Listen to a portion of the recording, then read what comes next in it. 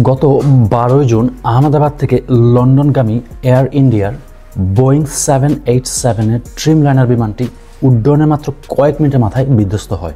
দুঃখজনকভাবে বিমানে থাকা 242 জন যাত্রীর মধ্যে 241 জন প্রাণ হারান। এই দুর্ঘটনার পর সরাসরি প্রশ্ন উঠেছে বোয়িং কোম্পানির উপর। বিশ্বজুড়ে একটাই প্রশ্ন, বারবার বোয়িং কোম্পানির বিমান কেন দুর্ঘটনার শিকার হচ্ছে? বিশেষজ্ঞরা বলছেন এটা শুধু বোয়িংয়ের প্রযুক্তিগত সমস্যা নয়, বরং অভ্যন্তরীণ অবকাঠামো এবং নেতৃত্বের মধ্যে সমস্যা রয়েছে। আর ঠিক এই ঘটনার মাঝে এলন মাস্কের করা একটি পুরনো টুইট ভাইরাল হয়, যেখানে তিনি বলেন বোয়িং প্রকৌশলী নিয়োগ না দিয়ে ম্যানেজারের কোম্পানিটা ভরে ফেলেছে, আর এটাই সব সমস্যার শিকড়। নাসার 2023 সালের একটি অডিট রিপোর্টে বলা হয় বোয়িং এ কমার্শিয়াল প্রোগ্রামে সময় এবং অর্থের ভয়ানক অপচয় হয়। এলন মাস্কের বক্তব্য এবং নাসার রিপোর্ট একে অপরকে জোরালোভাবে সমর্থন করে। আর আরেকটি গুরুত্বপূর্ণ তথ্য হলো 2024 সালের প্রথম 6 মাসে বোয়িং 5টি বড় দুর্ঘটনার শিকার হয়, যার মধ্যে 2টি ছিল প্রাণঘাতী। নিরাপত্তা প্রশ্নে আজ বোয়িং চরম সংকটে। আপনি কি মনে করেন এলন মাস্ক ঠিক বলেছিলেন? কমেন্টে জানাবেন।